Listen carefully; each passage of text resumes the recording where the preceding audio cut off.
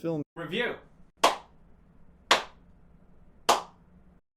Have you ever wanted an informed, wise opinion to help you decide whether to watch Roll of Thunder, Hear My Cry after reading the book?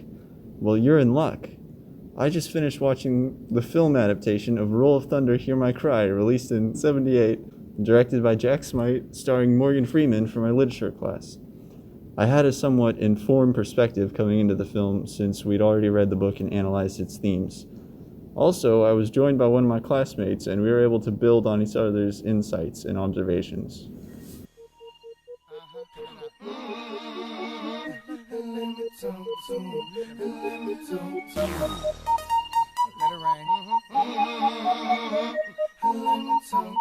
Come on.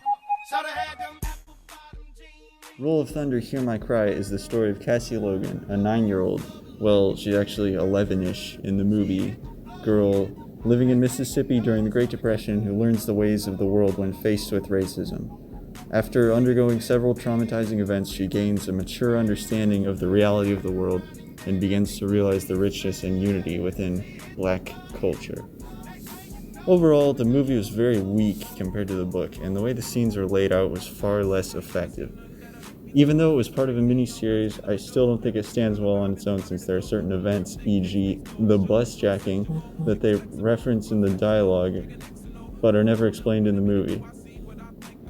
The acting was not always top-notch, Morgan Freeman excluded, obviously, and some of the settings and scenarios seemed awkward, although this may be in part due to cultural shifts since the 70s when the film came out. Some characters, such as Cassie's mother, were very close to the way I pictured them in the book. The style was very reminiscent of the 1930s. I don't know, I wasn't there, but a lot of stylistic choices seemed rather bland. The music was just an occasional harmonica lick that did not add much.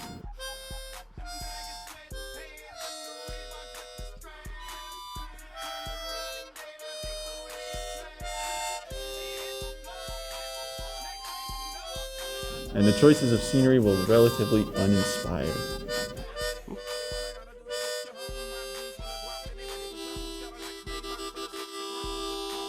I remember one scene where they introduced Jeremy, and he and Stacy were talking by the side of the river.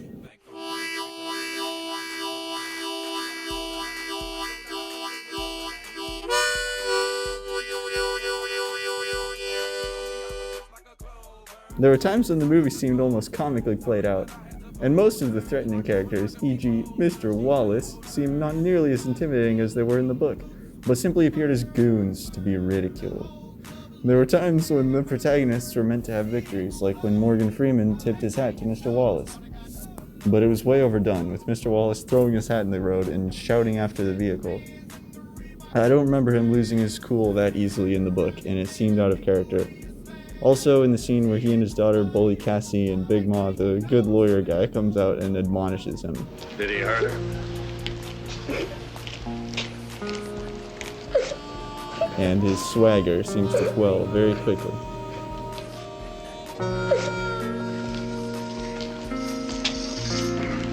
Made you feel like a big man. He didn't then it, Caleb? says some generic, "I'll get you None of your later for business, this," and walks off, losing the encounter again. I know he's supposed to be a terrible person and all, but these side characters should be more believable. Even the terrible racists are raised with certain influences that should shine through and make it possible to sympathize with their characters if you study them enough. But with characters like this, there is nothing to study. They are one-dimensional. End of story. The movie had many strengths, however, that are simply harder to portray in a book, especially a children's book. Despite the semi-corny version of the situation where Cassie experiences racism in Strawberry, the acting in that scene really brings it to an emotionally charged level. In the book, it was embarrassing for sure, but we didn't see Cassie's true pain as she's faced with such heartless bullying, and she has no idea where it's coming from.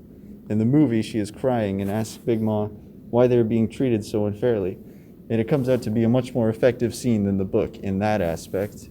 Likewise, in the penultimate scene, you are able to see the pain on their faces and gain a much better understanding of the situation. This is generally the case where a lot is happening, since movies are able to show that a lot at once, while sacrificing some details. I give it 3 stars. Next film.